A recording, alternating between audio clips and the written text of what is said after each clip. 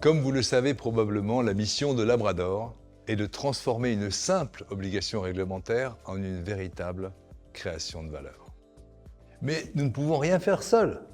Nous avons besoin de partenaires ayant le courage d'être les premiers à dire « oui », même si personne ne l'a fait comme ça avant. Bref, des gens prêts à casser certains codes ou encore à dépasser les règles. Et pour ça, il faut de l'audace. L'objectif de ce module est de vous donner envie d'être les futurs héros de notre métier.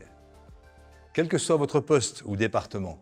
Et pour ça, laissez-moi vous raconter une histoire de héros qui, sans le savoir, ont permis à l'information réglementée de sortir de son placard. Il y a à peu près 20 ans, l'avis de convocation à l'Assemblée générale était un simple communiqué uniquement déposé au journal officiel et précisément au ballot. À cette époque, il fallait être juriste ou avocat pour comprendre les résolutions. Et rien n'accompagnait l'actionnaire individuel dans sa démarche de vote, alors que c'était précisément l'objectif de ce document. Michel Bizio était alors directeur juridique de Lagardère. Il nous a fait confiance et pour la première fois a accepté un petit texte introductif avant chaque résolution, l'expliquant et donnant son objectif. Rapidement, cela nous a permis de rajouter des informations pratiques pour accompagner le vote, de toutes sortes d'informations pédagogiques complémentaires. La brochure de convocation moderne et pédagogique était née. Résultat, à l'Assemblée générale suivante, les 300 000 actionnaires du groupe ont réagi très positivement à ce document. Et les demandes d'informations complémentaires ont presque disparu. C'est le point de départ de cette petite révolution que nous avons enclenchée il y a plus de 20 ans. L'histoire est loin d'être finie. Aux États-Unis, l'avis de convocation s'appelle le Proxy Statement. Il est par nature beaucoup plus informatif que le nôtre, mais il est tout aussi opaque et incompréhensible que chez nous. En 2012, fraîchement installé à Atlanta, et probablement un peu en surconfiance grâce au succès de notre avis de convocation moderne, utilisé dorénavant par de nombreux groupes en France, nous avons décidé de présenter la maquette à la française du Proxy Statement à une petite entreprise locale dont vous avez peut-être entendu parler. Coca-Cola, l'icône d'Atlanta. Madame Gloria Bauden, directrice juridique et secrétaire générale de Coca-Cola, nous reçoit. Elle est immédiatement emballée par le projet, sous réserve bien sûr d'acceptation de ses avocats et comme vous le savez, absolument incontournable aux États-Unis. Le couperet tombe. Les avocats nous disent qu'il est interdit d'illustrer l'information réglementée. Il nous faudra aller chercher l'accord de la SEC et l'incroyable motivation de Madame Bauden pour faire de ce Proxy Statement un document accessible aux actionnaires qui sont pourtant la cible de ce document. Alors imaginez-vous notre tête lorsque nous avons vu Madame Bauden interviewée à la télévision US pour présenter son proxy révolutionnaire. Ces principes pédagogiques sont aujourd'hui repris par 90% des grandes sociétés de la première puissance économique du monde. Nous ne remercierons jamais assez Michel Bizio pour son petit geste si important.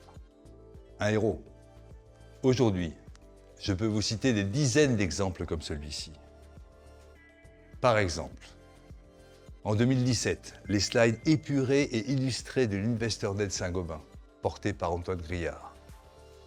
Puis les premiers résultats annuels didactiques, ceux d'EDF, mis en avant par Lisa Ress. Ou encore Jean-Paul Verschoor, pour Renault, qui a osé mettre de la pédagogie dans son modèle d'affaires. L'histoire continue. En 2018, avec la première cartographie des risques pédagogiques, c'était Essilor, grâce à Fadette Megesi. Ou encore la charte fiscale de L'Oréal avec Olivier Lafaille. À chaque fois, ces personnes ont accepté d'illustrer, d'adopter des principes pédagogiques et comparables en se mettant à la place du lecteur. Ce sont devenus des standards de notre marché. Et bien sûr, des critères de Transparency Award. Alors pour finir, je vais juste mettre en lumière deux héroïnes qui ont elles aussi contribué à faire bouger les lignes. Elles ne le savent même pas. La première, c'est Annelies Babst, qui, lorsqu'elle était directrice de la communication de l'AMF, a accepté notre structure de document de référence en 9 chapitres, tellement plus adapté aux entreprises que le 25 chapitres imposé par la directive transparence. Sa seule condition était de placer une table de concordance à la fin du document de référence. C'était un vrai risque et un vrai pari de sa part.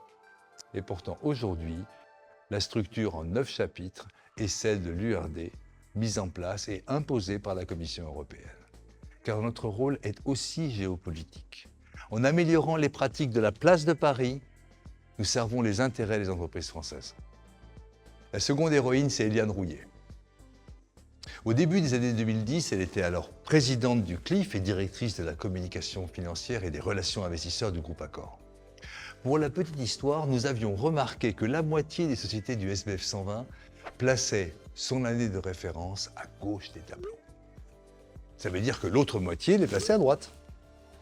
Ce qui est évidemment une source d'erreur quand vous vouliez comparer les résultats de plusieurs entreprises. D'ailleurs, plusieurs analystes à l'époque nous ont signalé s'être trompés en prenant la mauvaise colonne. Il fallait donc harmoniser cette présentation en faisant un choix. L'année de référence pour tout le monde, soit à gauche, soit à droite. Nous avons opté pour la version anglo-saxonne, à gauche toute, qui est bien sûr devenue un critère à fort coefficient de transparence.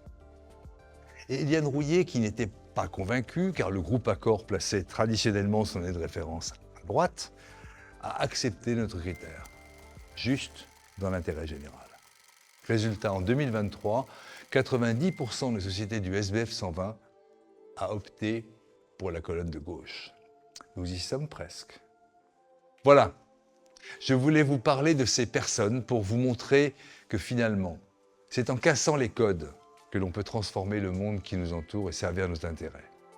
Notre volonté ici est de vous exhorter à l'audace.